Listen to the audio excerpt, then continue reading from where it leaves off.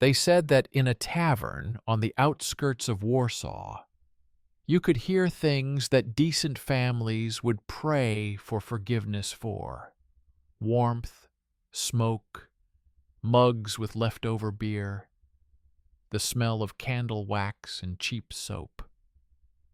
4 men were laughing at the table when one of them showed a white paper bundle.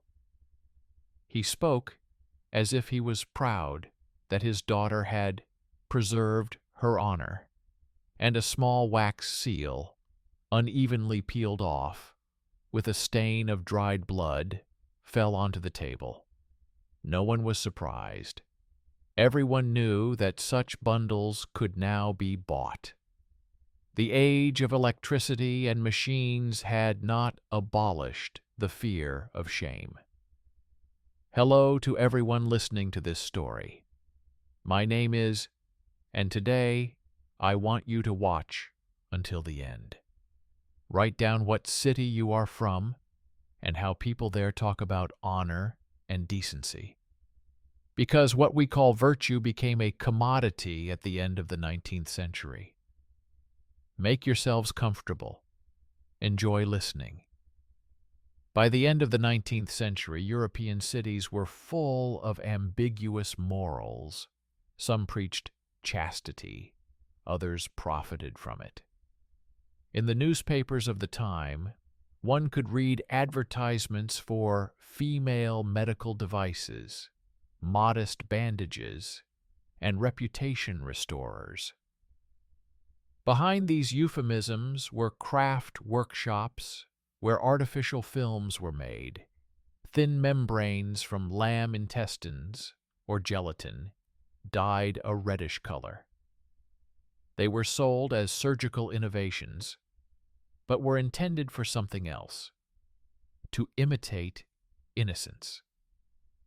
One such crown cost more than a silk shawl and was sold under the counter in pharmacies, next to remedies for women's weaknesses.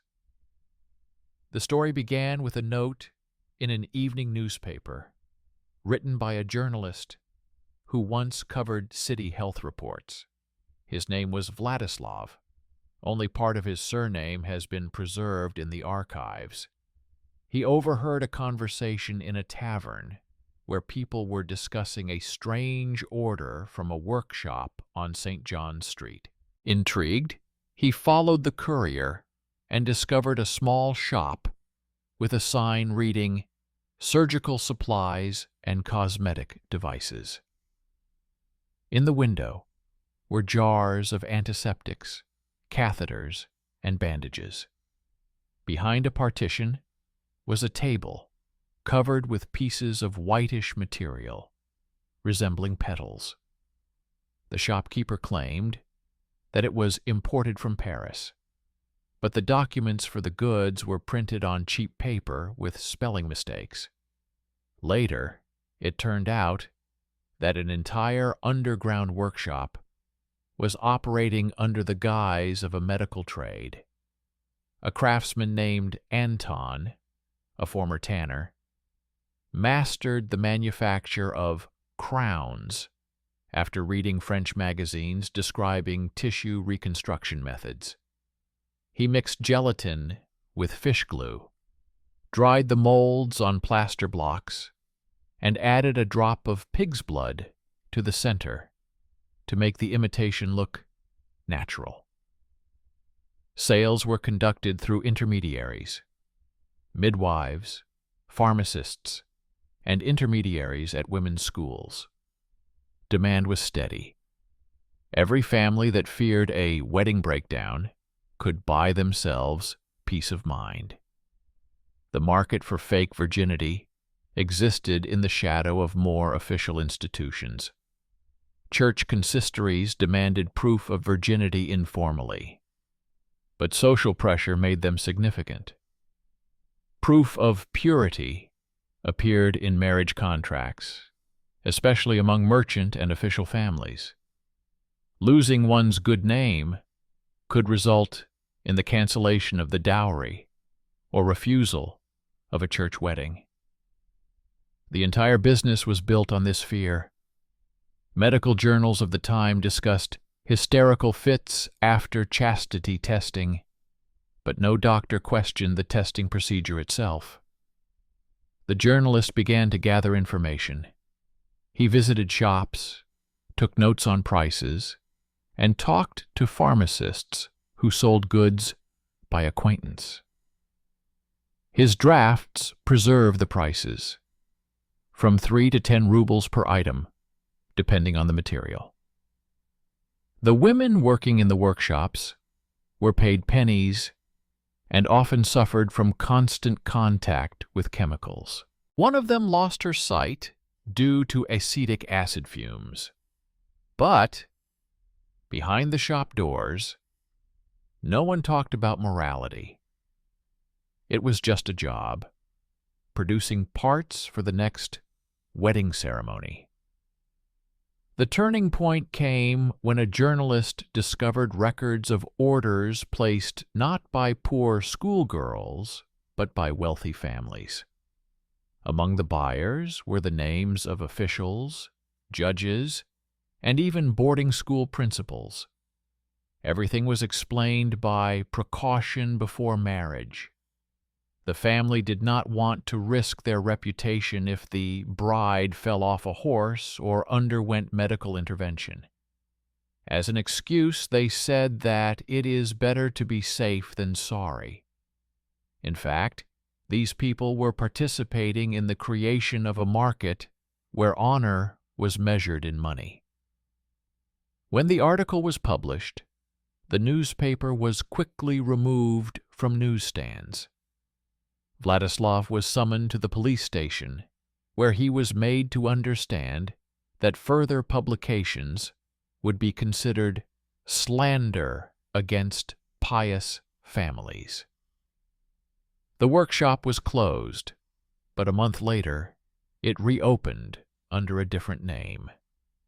Society preferred to believe that the scandal was fabricated.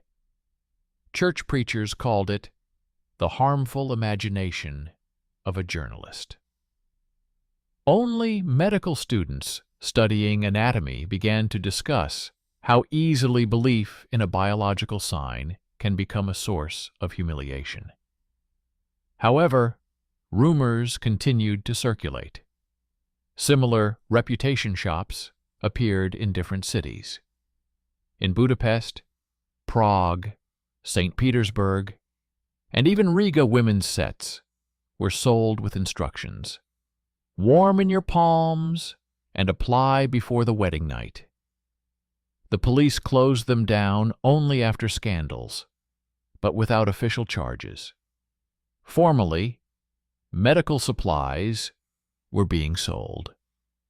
In the attics of old pharmacies, even at the beginning of the 20th century, boxes with such products were found, dried up, yellowed, with inscriptions in 3 languages. The journalist left behind a diary in which he wrote that the real horror was not in the products themselves, but in the silence surrounding them. No woman could openly admit that she had been forced to buy a lie to save her family. The system forced both those who sold and those who bought to remain silent. Court documents from those years mention restored maidens, but without explaining what exactly was meant by this. Behind the word restored lay an entire industry. Thus, the myth of natural honor became a commodity, and marriage documents became a legal instrument of control over the body. No one wanted to see the contradiction. A society that demanded proof of virtue had itself created a market for imitations. And if anyone tried to talk about it, they were accused of shamelessness. Vladislav died shortly after the scandal, presumably of tuberculosis.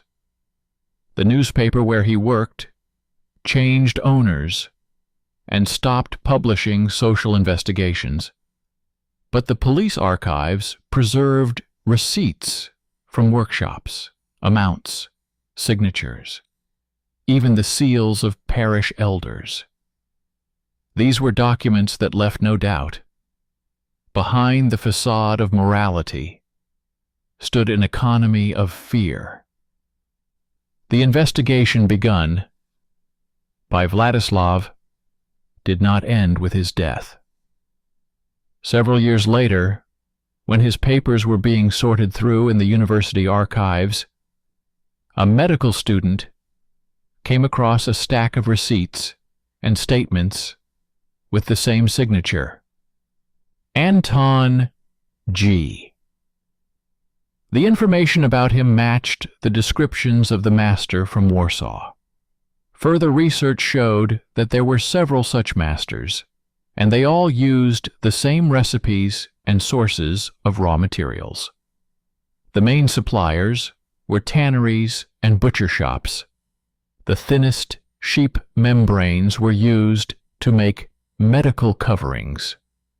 Officially, they were for laboratory filters, but unofficially, they were for imitations. The warehouse books have been preserved, and next to the names of the butchers are the initials of customers from pharmacies and private boarding schools for girls.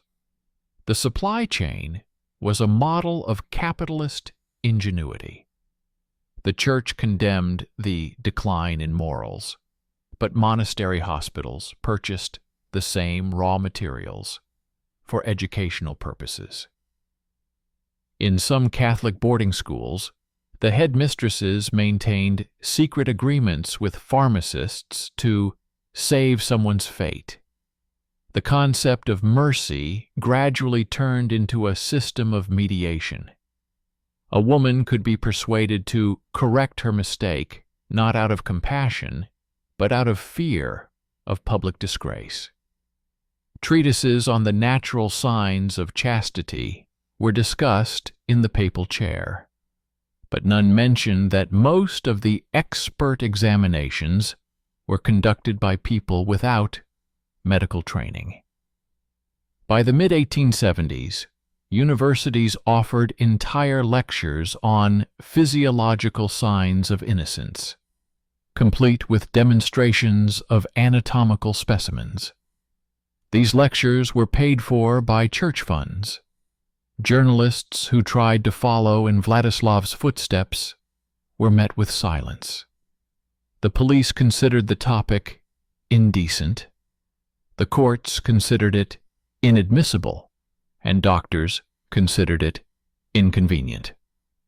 One German newspaper published a brief note about artificial evidence of virtue distributed by midwives. A week later, the editor was fired. In private correspondence between health inspectors, there are reports of goods of unknown purpose stored in pharmacy basements.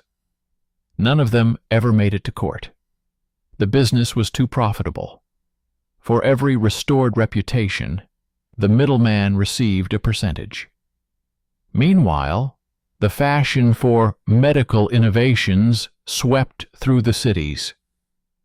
Advertising brochures of the early 20th century featured terms such as hygienic films, female correctors, and protective shells. The covers featured images of angels and quotes from moralists. Inside were the addresses of the same workshops, only with updated names. The manufacturing secret was kept as a trade secret. Mixtures of gelatin, starch, and blood pigments were described as the latest French formula. Some samples were indeed imported from abroad. There were factories in Lyon and Marseille that manufactured similar products under the supervision of medical commissions covered by charitable societies. The packaging was stamped for theatrical effects, a legal loophole that allowed them to avoid criminal charges. The doctors involved in this market justified their actions with good intentions. They claimed to be helping women avoid suicide and violence, but behind the rhetoric of salvation lay profit. Medical certificates for tissue restoration cost more than the product itself.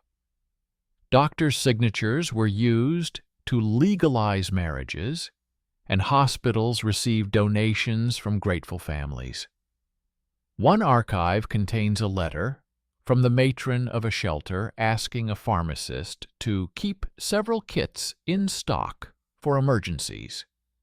The tone of the letter was businesslike, with no hint of remorse. The system was also supported by bureaucracy. City marriage registration authorities required clean certificates, and notaries included a clause on virtue in marriage contracts.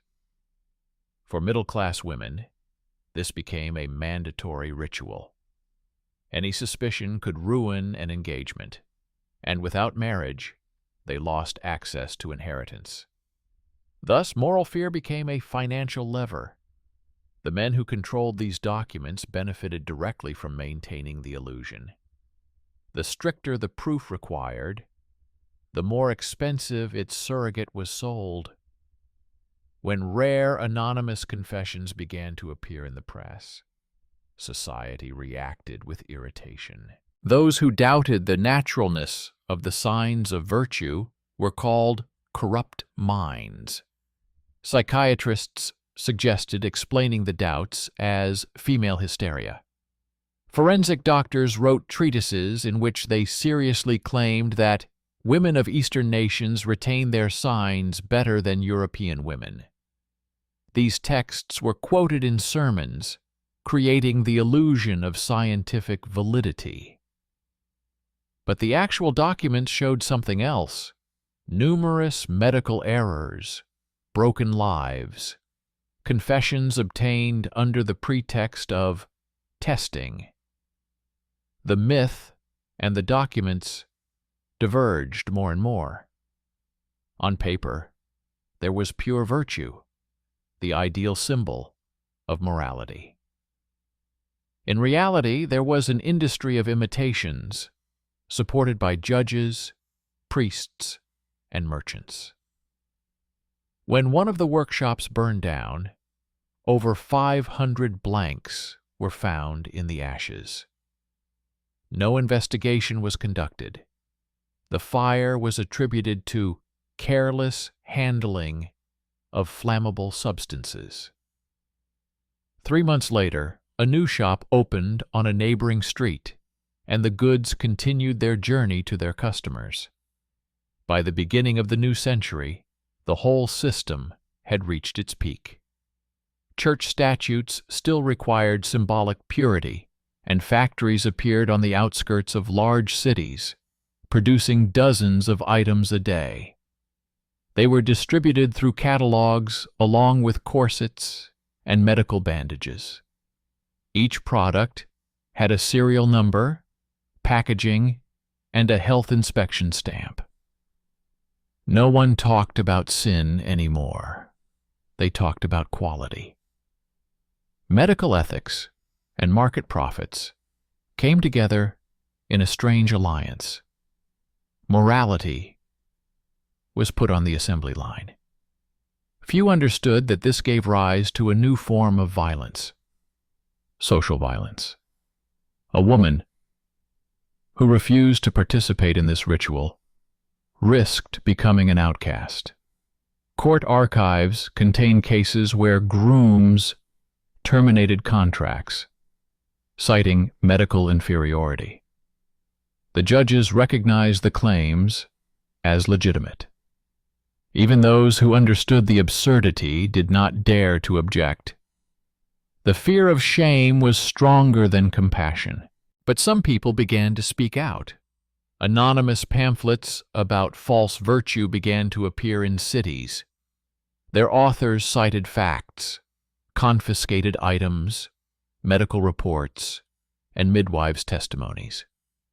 These texts were distributed underground because the authorities saw them as a threat to public order.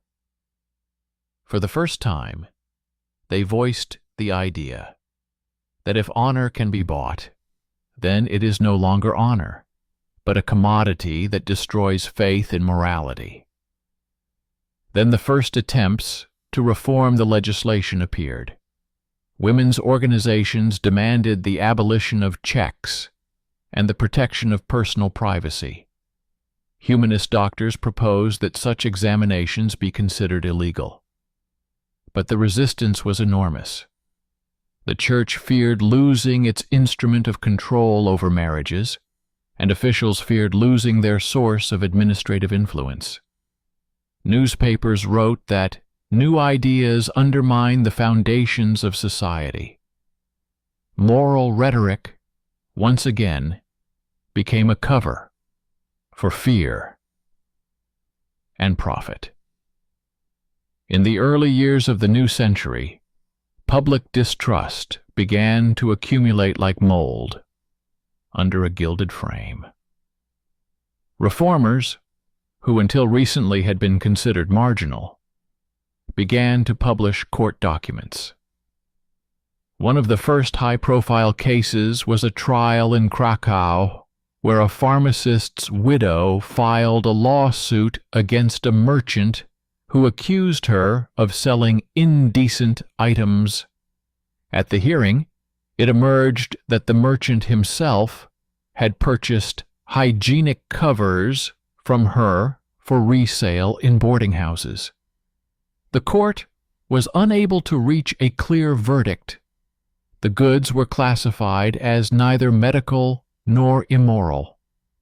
The minutes of the hearings, preserved in the archives, contain the words, "Items imitating signs of bodily integrity."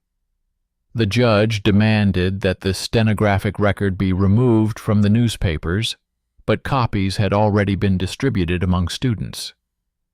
These documents became a catalyst. Universities began to discuss not only the medical, but also the social aspects of the problem. Young doctors said that the very idea of proof of virtue contradicted science.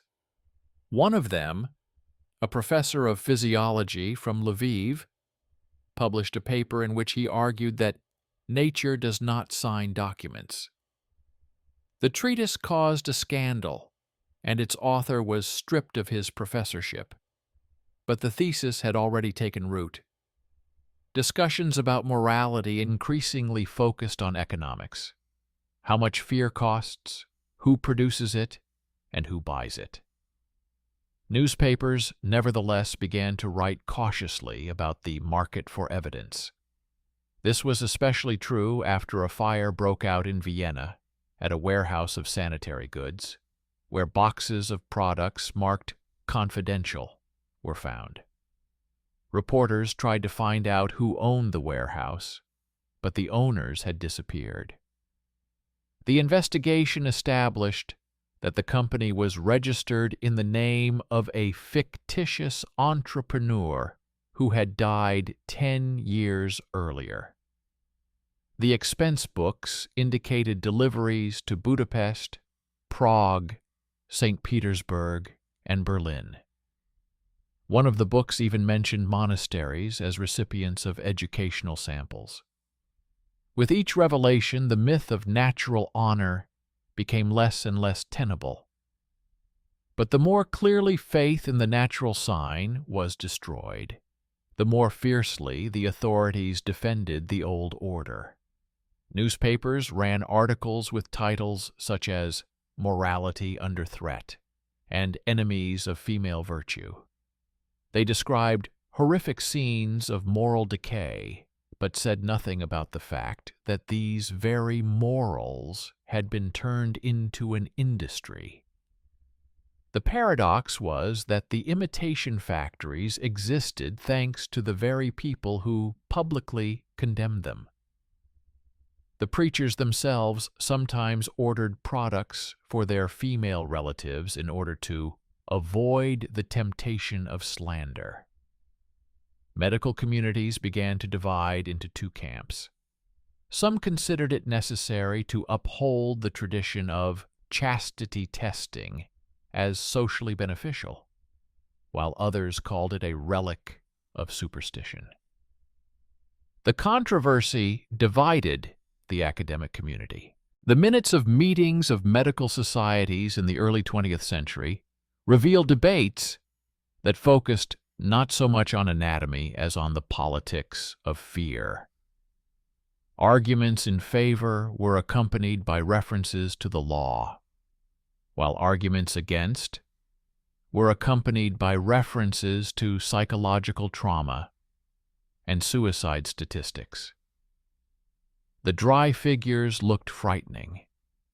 In one decade, reports from clinics in Warsaw and Vienna recorded more than 1,000 cases of hysterical reactions in young women after confirmation ceremonies.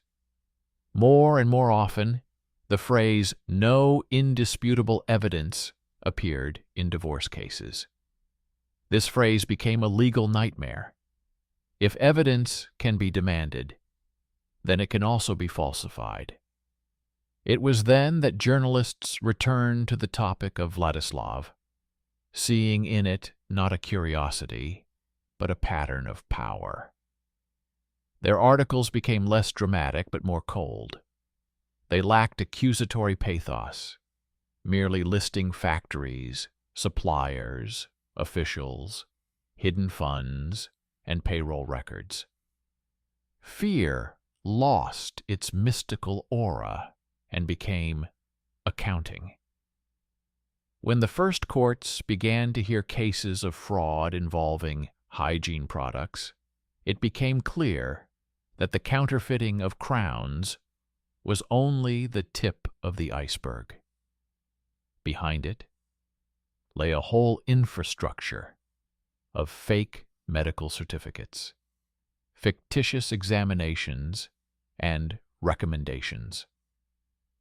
Clerks in consistories received money for entering the necessary wording in marriage registers. One such entry, preserved in the Poznan archives, states explicitly, "Certificate of good character attached." 20th century researchers found the stamp of a doctor who had died 2 years earlier under this expression.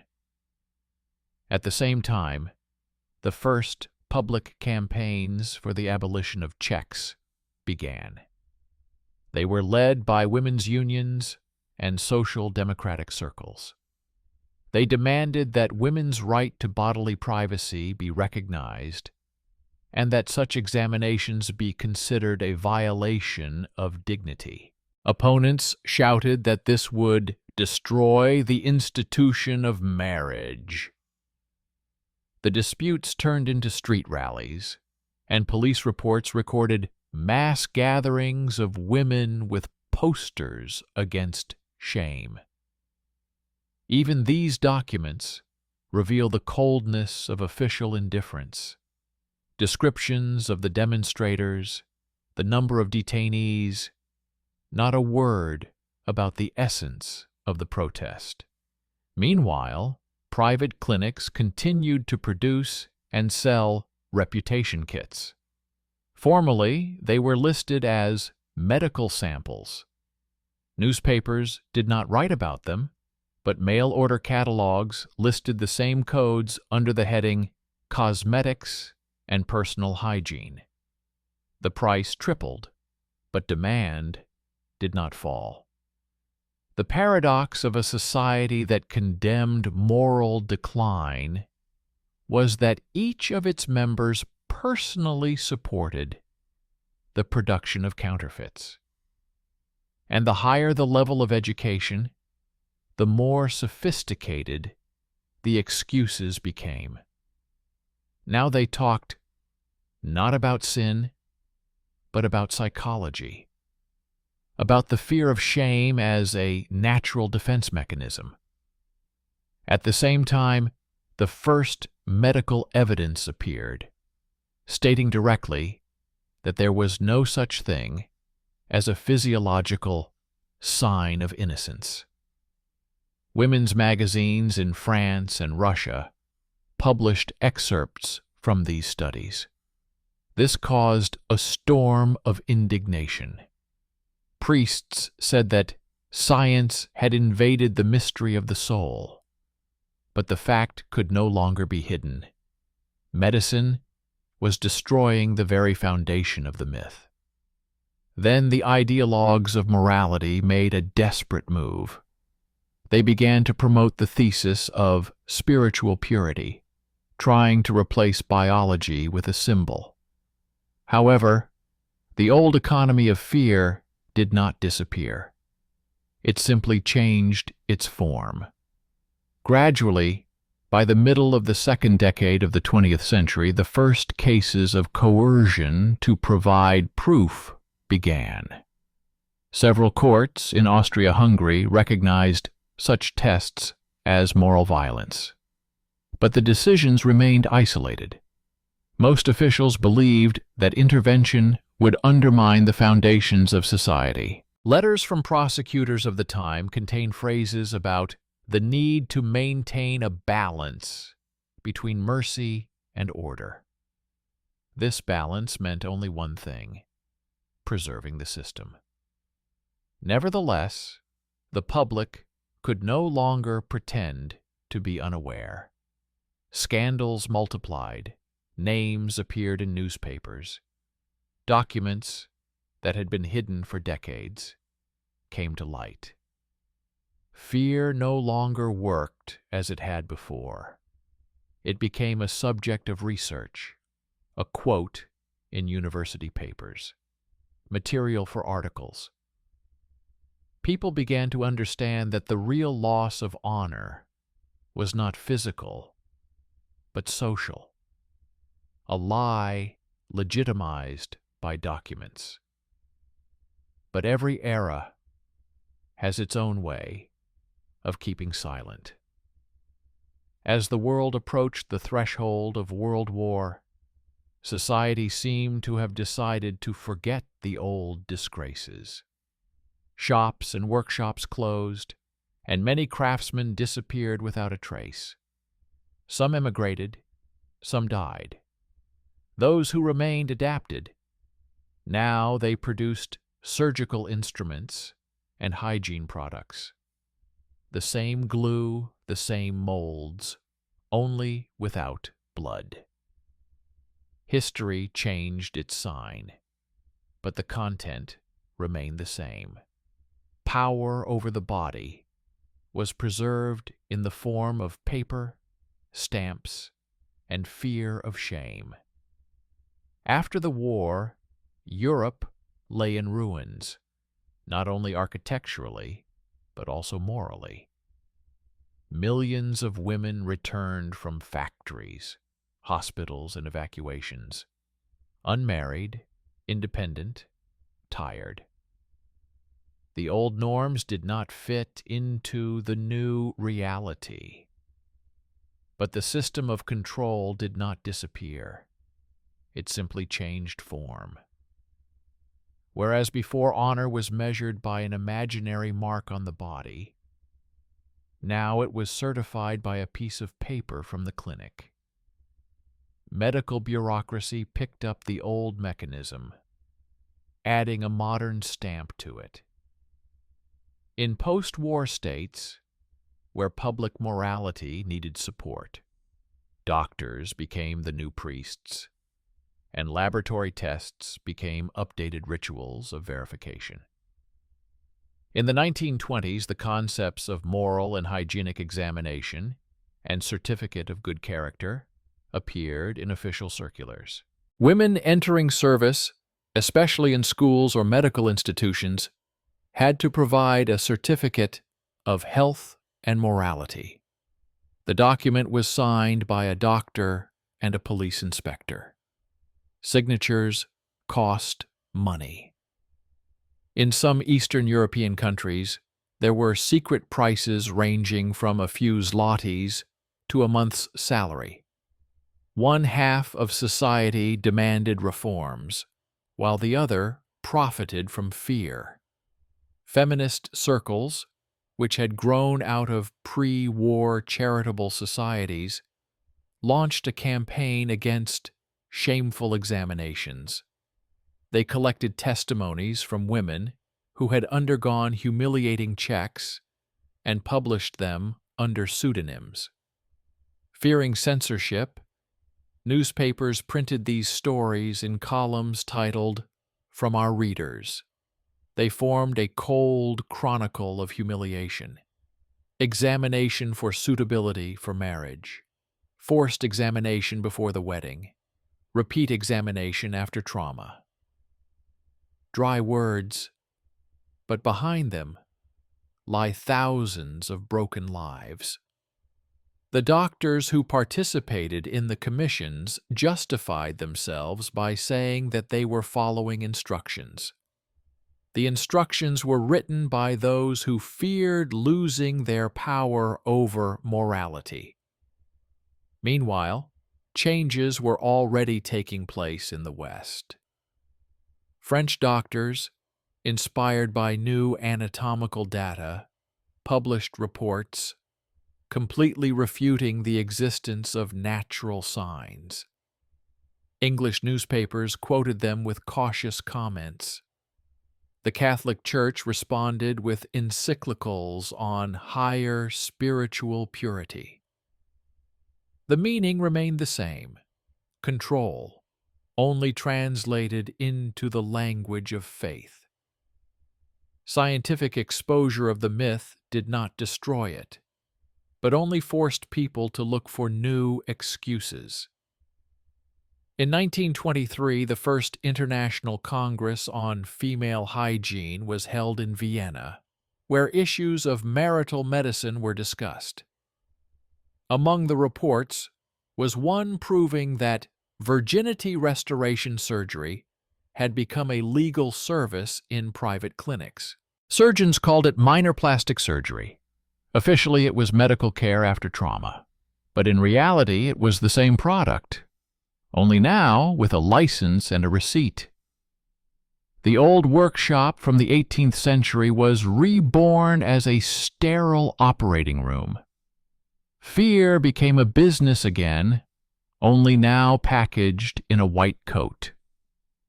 In the newspapers of the interwar period, one can find advertisements for restoring women's health. The wording was almost identical to the advertisements of the century before last: discreet, reliable, with a guarantee of naturalness. Photographs of doctors in glasses replaced those of craftsmen. Brochures were printed on expensive paper and used medical terms such as tissue regeneration and restoration of elasticity. Female customers no longer hid. They turned to specialists. The illusion became a procedure. Reformers tried to achieve a legislative ban on such practices, but ran into a legal paradox. If the operation was considered medical, it could not be interfered with. If it was recognized as cosmetic, it did not need to be regulated. The prosecutor's office threw up its hands. Police reports recorded an increase in underground clinics, where operations were performed without anesthesia or sterilization. The bodies of young women who had died of blood poisoning appeared in city morgues, but their death certificates listed heart failure as the cause of death. The statistics did not reflect the horror, only its scale. Parallel to the medical business, the moral insurance industry grew. In some countries, insurance companies offered policies that compensated for damage to reputation. For a certain amount, the client received a promise that in the event of a family conflict, they would be provided with a lawyer and compromising documents against the other party. Thus, the myth of honor was finally transformed into a financial instrument. Marriage, as before, became a transaction. Only now the fear of shame was priced. During the same years, the ideas of psychoanalysis were actively spreading. Scientists wrote about the shame complex, educational violence, and guilt without crime. But these words did not reach the provinces, where old forms of control continued to exist. In the villages of Eastern Europe, proof rituals were still being performed. Girls were forced to bring certificates from district hospitals, and records marked verified were kept in church archives. Priests referred to tradition. The state turned a blind eye. Order seemed more important than truth. Meanwhile, feminist movements tried to document what was happening. In Warsaw, Bucharest, and Prague, women journalists collected anonymous testimonies and passed them on to international organizations. From there, the texts found their way to London and Geneva, where they were published under the guise of reports on sanitary conditions. They included the first photographs of archival items, thin plates, blackened by time, labeled 19th century exhibits. These images had the effect of a bombshell. People who had grown up believing that honor was a lofty concept saw before them physical evidence of its commercialization. The authorities reacted in the old way, with silence. But a new generation of doctors was already being trained at universities, for whom these artifacts were not a symbol of sin, but a historical fact. In 1929, a medical student in Paris defended her thesis on the social consequences of chastity rituals. The commission tried to block its publication, but copies of the thesis spread to libraries. From that moment on, the topic ceased to be taboo. It began to be studied as a sociological phenomenon, not as a moral parable. However, the destruction of the myth did not bring relief. The old rituals were replaced by new forms of control: analyses, examinations, tests for physical normality. Society learned to measure dignity differently, but the principle remained. A woman's body continued to be viewed as a document. The mechanism of fear simply changed its tools. Instead of a craftsman with a knife, there was a doctor with a microscope. Instead of a bench, there was a clinic. Instead of rumors, there were standards. Thus, one era ended and the next began, the era of rationalized shame. When people no longer talked about virtue, but wrote about medical fitness. When morality was replaced by procedure, and procedure by instruction. And yet, in the basements of old pharmacies, boxes with yellowed membranes were still found. Historians picked them up with gloves and placed them in museum display cases. Under the labels 19th century exhibits lay hidden memories of fear turned into craft. After World War II, the world began to talk about human rights. But boxes labeled to save reputation continued to gather dust in private archives. The scientific revolution and mass education changed the language of shame, but not its structure. The first legislative initiatives to protect personal privacy and bodily integrity appeared in the 1940s. They concerned medical examinations, checks, and so-called virginity tests. Officially, such practices were banned as unethical, but the legal wording remained vague. In some countries, the documents were destroyed. In others, they were archived under the heading confidential. No government agreed to sign an act that would explicitly mention the falsification of virtue. The 1950s brought a new wave of reforms. Medical ethics began to address patient consent for the first time. Doctors began to emphasize that no examination should serve as a tool for social assessment. However, new technologies also appeared during those years: tests, certificates, and standardized questionnaires. Paper regained its power. Whereas honor had previously been proven with cloth, it was now verified with printed forms. Any employer, military unit, or educational institution could request a medical certificate of conduct. The language had changed, but the logic remained the same: control under the guise of care. In the 1960s and 1970s, real revelations began. Feminist historians discovered evidence of the old industry in museum collections: gelatin rings, wax molds, instructions on yellowed French paper. Newspapers published photographs with captions reading, "Relics of Shame." Documentary filmmakers interviewed doctors who had worked in private restoration clinics in their youth. They talked about the stream of patients, the envelopes of money, the fear of ending up on the cover of a scandalous newspaper. For the first time, society saw that this was not a matter of random exceptions, but a century-old economy of fear. The facts ceased to be a source of shame and became material for science.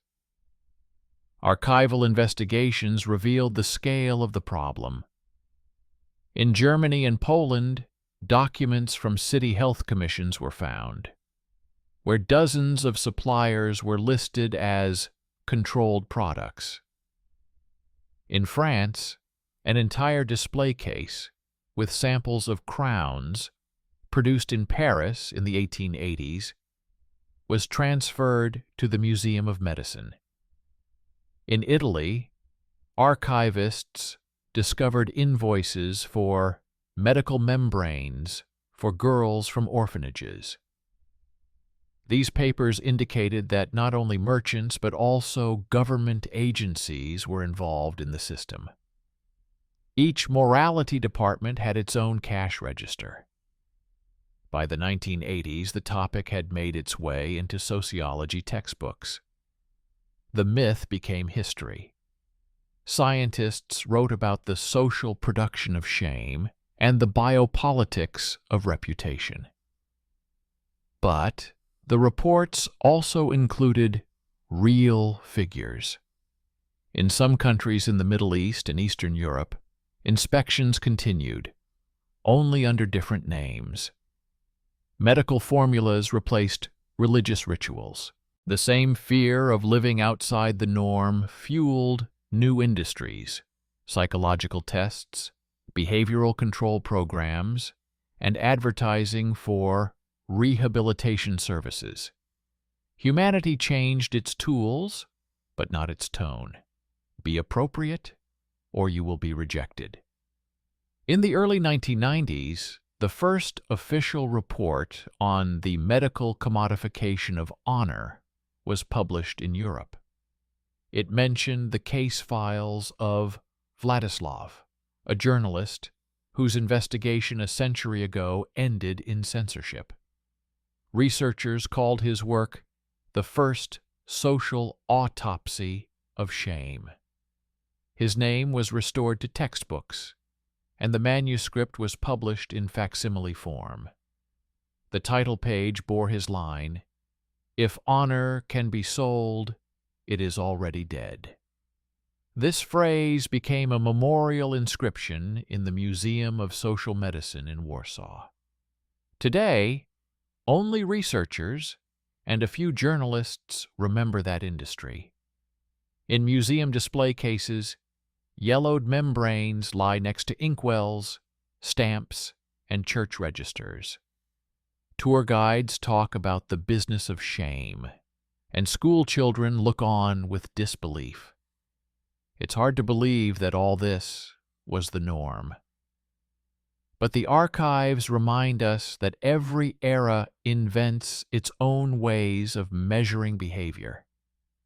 The form changes, but the meaning remains. The market of shame simply flows from one shell to another. And yet something important remains: documentary memory. It does not ask for compassion or seek to blame anyone.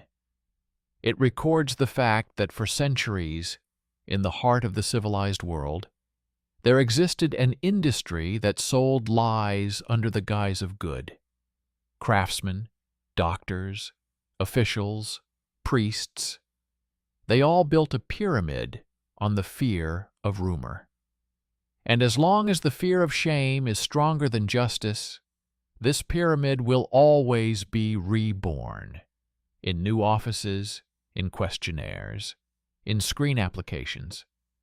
Only now its product is called not the crown of chastity, but a certificate of trust, reliability index, or reputation rating. The price is the same: the fear of being an outsider. And if you try to hear through time the quiet voice of those who sowed, bought, and hid these artificial signs, it does not ask for justification. It only says that shame is the most durable commodity in history.